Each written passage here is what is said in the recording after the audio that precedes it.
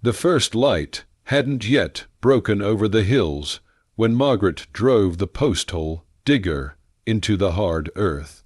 The metal bit scraped against rock, sending vibrations up through the wooden handles and into her already aching shoulders. She'd been at this for an hour, working by the pale glow of her truck's headlights, and had managed to dig exactly 3 holes. At this rate, she'd finish the fence line sometime next winter. She straightened, pressing one hand against the small of her back, and looked out across the property that was now hers alone. 200 acres of scrubland and grass, hemmed in by mountains that were just beginning to emerge from the darkness like sleeping giants. 6 months ago, she'd stood in this same spot with Tom, planning where the new fence would go, how they'd rotate the cattle, all the dreams they'd built together over 33 years of marriage. Now those dreams felt as distant as the stars still visible in the western sky. The post-hole digger struck rock again. Margaret swore under her breath and adjusted her position, trying a spot 2 feet to the left. The ground gave way a little easier here. She fell into the rhythm of it, the lift and drop, the twist and pull, ignoring the protest of muscles that hadn't done this kind of work in years.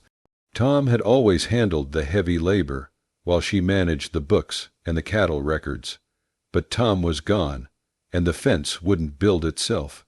A meadowlark called from somewhere in the sagebrush, its song sweet and lonely in the pre-dawn stillness. Margaret paused to catch her breath, watching as the sky began to lighten from black to deep blue to a soft gray, pink along the eastern horizon.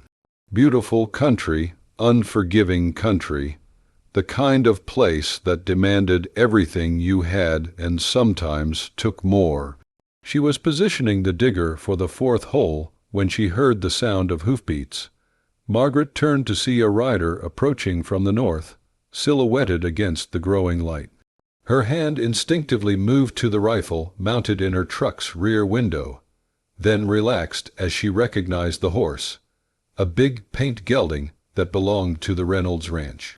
The rider drew closer, and she could make out Jack Reynolds himself, sitting easy in the saddle the way someone does when they've been riding since before they could walk.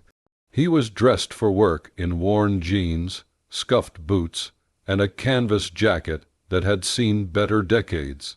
A coil of rope hung from his saddle horn, and as he got closer, she could see the crinkles around his eyes, weathered from years of sun and wind.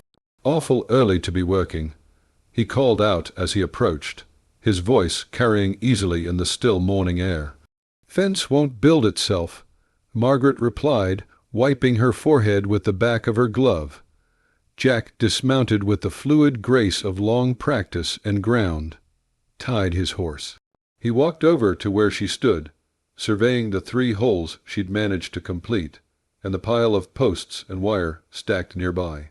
His expression was carefully neutral, but she saw him take in the blisters already forming on her hands through her worn work gloves, the way she was favoring her left side. "Big job for one person," he said. "I'm managing. Didn't say you weren't." He pulled off his hat and ran a hand through hair that was more gray than brown these days. "Just saying it's a big job."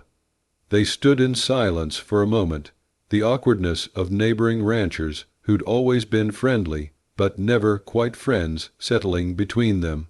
The Reynolds place bordered hers to the north, and in all the years she and Tom had lived here, they'd maintained the easy, distant relationship that came with shared fence lines and the occasional borrowed tool. "I've got a load of treated timber sitting in my barn," Jack said finally. "Been there since last fall, bought too much for my own project, and it's just taking up space. Thought maybe you could use it." Margaret felt her spine stiffen. She knew charity when she heard it, even when it was dressed up as convenience. "I can't afford to buy timber right now, Jack. Got to get through the season first. Wasn't asking you to buy it." He settled his hat back on his head. "Like I said, it's taking up space. You'd be doing me a favor hauling it off." "I don't need favors." Everybody needs favors sometimes, Margaret." His voice was gentle but firm. "Lord knows Tom helped me out plenty over the years. Remember when my barn roof collapsed in that storm 5 years back? He showed up at dawn the next morning with his truck bed full of shingles and stayed until we got it patched. Didn't ask if I needed help, just showed up." She did remember. Tom had come home exhausted that night, smelling of sweat and tar, satisfied in the way he always was when he'd done good work for a neighbor. That was the way things worked out here. You helped when you could because someday you'd be the one needing help. That was different, she said, but her voice had lost some of its edge. How so? She couldn't answer that, not without admitting that pride was making her stubborn, that accepting help felt like admitting she couldn't handle things alone, that she was afraid of what came after. Accepting help, afraid that one kindness would lead to another, until people started treating her like something broken that needed fixing. Jack seemed to sense the direction of her thoughts. "I'm not here because I think you can't do it," he said quietly. "I'm here because I know you can, but I also know that getting a fence built before winter comes is a hell of a lot easier with two people. And I've got some free time while my sons are handling things up at my place." Margaret looked at the 3 holes she'd dug, then at the hundreds of yards of fence line still stretching ahead of her. She thought about Tom, who'd never been too proud to accept help when it was offered, who'd understood that out here in this hard country, community wasn't weakness but survival. "Let me help," Jack said, and something in the simple directness of those words broke through her resistance. "All right," she said, "all right, but I'm paying you back somehow." "I'm sure you will. Now, how about we get some proper light out here and maybe a cup of coffee before we really get started?" By the time the sun had fully cleared the mountains, they'd fallen into an easy working rhythm. Jack would dig the holes with an efficiency that came from decades of practice, while Margaret set the posts and checked them for level. They worked mostly in silence, the kind of comfortable quiet that didn't need filling with unnecessary words. When they did talk, it was about practical things, the depth of the holes, the spacing between posts, whether they'd have enough wire for the whole run. Around mid-morning, Margaret went up to the house and returned with a thermos of coffee and some sandwiches she'd thrown together. They sat on the tailgate of her truck, looking out over the section they'd completed. In a few hours, they'd accomplished what would have taken her days working alone. Tom used to say this was his favorite time of day. Margaret said, surprising herself by speaking, "That hour after the hard morning work is done, but before the heat really sets in," said it felt like stolen time. Jack nodded, sipping his coffee. "He was a good man. I was sorry I couldn't make it to the service. I was in Denver dealing with that mess with the cattle broker, and by the time I got back—" "It's all right. Half the county showed up anyway. Brought enough casseroles to feed me for a year." She smiled faintly. "I've got 17 of them in my freezer still. That's the way of it. People don't always know what to say, but they know how to cook." They finished their coffee and got back to work. As the day wore on, Margaret found herself grateful for Jack's presence, and not just for the labor. There was something steadying about working alongside someone who understood the land, who didn't pepper her with questions about how she was doing or whether she'd thought about selling. He treated her the same way he probably treated his own sons when they worked together, as a competent partner who knew what she was doing. By late afternoon, they'd completed nearly a quarter of the fence line. Margaret's hands were raw despite the gloves, her back was screaming, and she was pretty sure she'd be feeling this tomorrow in muscles she'd forgotten she had. But looking at the neat row of posts marching across her property, wire strung tight and true, She felt something she hadn't felt in months: accomplishment. "I'll come back tomorrow if you want," Jack said as he prepared to mount his horse. The paint had spent the day dozing in the shade of Margaret's truck, content to wait. "Got that timber to bring over anyway." "You don't have to do that," Margaret said, but this time the protest was half-hearted. "I know I don't have to, want to. Feels good to be building something instead of just maintaining for once." He swung into the saddle with a small grunt. "Besides, at the rate we're going, we'll have this done in a week. Be nice to finish something." Margaret understood what he meant. There was never really finishing anything on a ranch. It was all maintenance and survival, fixing one thing while three others broke, an endless cycle of small emergencies and medium disasters. But a fence had a beginning and an end. You could stand back when it was done and see what you'd accomplished. "Tomorrow, then," she agreed. "I'll have coffee ready at dawn." Jack touched the brim of his hat in acknowledgement and turned his horse toward home. Margaret watched him go, then turned to look at what they'd built. The posts stood straight and strong. The wire gleamed in the late afternoon light. And for the first time since Tom died, she felt like maybe she could do this. Not alone, maybe, but that was all right. Nobody did this alone, not really, not out here. She gathered her tools and loaded them into the truck bed, moving slowly, feeling every one of her 62 years. As she drove back to the house, following the rutted track that wound through her property, she thought about Tom and the barn roof, about the unspoken network of obligation and gratitude that held their small community together, about the way help came not as pity, but as simple recognition that everyone struggled sometimes and everyone needed a hand. That night, sitting on her porch as the stars came out, Margaret called her daughter in Denver. Sarah had been after her to sell the ranch, to move to the city where things would be easier, where she wouldn't have to work so hard just to survive. Margaret had been considering it in the dark hours of the night when loneliness pressed down like a physical weight.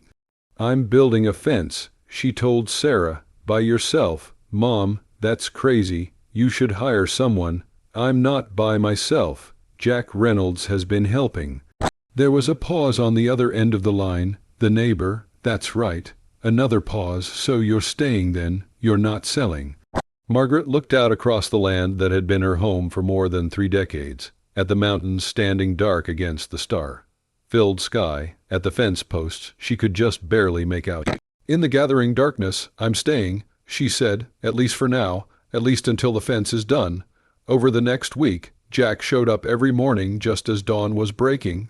Sometimes he brought his oldest son, James, who was learning the ranch business and could dig post holes with the tireless energy of youth. Other days it was just the two of them, working their way steadily along the fence line. Jack brought the promised timber, quality stuff that would last for years, and refused to discuss payment beyond Margaret's promise to help with his branding next spring. They developed a routine: coffee at dawn, then work until mid-morning when the heat started to build. A break for lunch, usually sandwiches and cold drinks from Margaret's kitchen, then back at it until late afternoon. They talked about cattle prices and weather patterns, about Jack's youngest daughter, who was studying veterinary medicine, and Margaret's son, who was teaching history in Montana.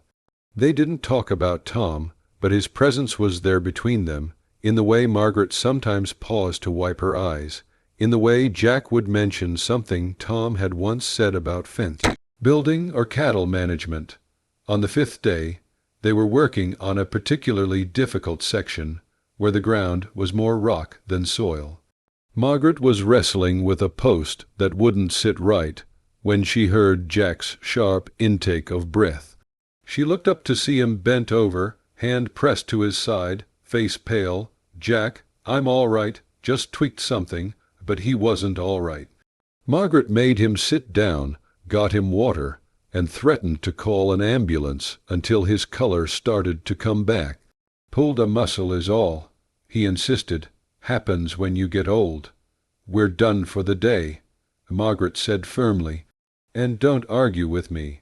I grew up on a ranch, remember. I know the difference between a pulled muscle and something serious. You're going home and putting ice on that." Jack looked like he might protest, then nodded. "Might be you're right. Getting too old for this kind of work." "Nonsense. But even young men know when to quit for the day." She drove him back to his ranch in her truck, his horse tied to the back, and refused to leave until his wife Mary had seen him and pronounced it nothing serious. Mary, a sturdy woman with kind eyes and capable hands, thanked Margaret for looking after her stubborn husband and sent her home with a still, warm apple pie. The next morning, Margaret went out alone to the fence line. She worked steadily, methodically, surprised to find that she knew what she was doing now. The work that had seemed impossibly difficult that first morning had become familiar, manageable. She wasn't as fast as Jack, and by noon her back was aching fiercely, but she was making progress. She was tamping earth around a post when she heard the truck. Jack's pickup came bouncing across the pasture, and Margaret felt a mix of relief and exasperation. The relief won out when she saw him moving carefully, but not in obvious pain. "Mary said I could work as long as I took it easy," he announced. "And she sent lunch. You should be resting." "I've been resting all morning. About drove me crazy." He surveyed what she'd accomplished. "Good work. Posts are nice and straight. I had a good teacher." They worked together through the afternoon, Jack taking it easier than usual, Margaret keeping an eye on him without being obvious about it. The fence line grew steadily, marching across the property like a promise being kept. By the end of the week, they'd completed the entire run. Margaret stood with Jack, both of them surveying their work in the golden light of late afternoon. Nearly half a mile of fence, strong and true, separating her pasture from the open range beyond. It represented hours of hard labor, gallons of sweat, and more than a few muttered curses. It also represented something else, the continuation of a life she'd thought might have ended with Tom. "It's a good fence," Jack said simply. "It is. Couldn't have done it without you." "Sure you could have. Just would have taken longer." Margaret turned to face him. "Thank you, Jack, for the timber, for the help, for not treating me like I was made of glass." He nodded. "Anytime, Margaret. That's what neighbors are for." He paused, then added, "Tom would be proud of the fence and of you." She felt tears sting her eyes, but didn't look away. "I hope so." After Jack left, Margaret stayed by the fence, running her hand along the smooth wood, testing the tension of the wire. The sun was setting, painting the mountains in shades of rose and gold. A cool breeze carried the scent of sage and the distant sound of cattle lowing. She thought about the morning she'd started this project, working alone in the dark, angry and grieving, and determined to prove she could manage without help. She'd built the fence, but somewhere along the way she'd built something else too, not a replacement for what she'd lost. Nothing could replace Tom or the life they'd shared, but maybe a foundation for whatever came next, built on the same principles that had sustained them both: hard work, honest dealing, and the willingness to accept help when it was offered. As she drove back to the house, Margaret made a mental note to check her freezer. She had 17 casseroles and a new fence. Maybe it was time to have some people over. To start repaying the kindness that had carried her through these dark months. Maybe it was time to stop thinking of herself as someone who'd lost everything and start thinking of herself as someone who was building something new. The house was dark when she pulled up, but it didn't feel as empty as it had before. She turned on the lights, put Jack's wife's apple pie on the counter, and stood in her kitchen looking out at the land she'd chosen to keep. Tomorrow she'd rest, maybe sleep past dawn for once, but the day after there was work to do. There was always work to do. And if she needed help, well, she knew where to find it. Just as she knew that when Jack or any of her other neighbors needed help, she'd be there at dawn with coffee and whatever they needed. Because that's how it worked out here. That's how it had always worked. The fence was finished, strong enough to hold cattle, strong enough to mark boundaries, strong enough to stand against the wind and weather.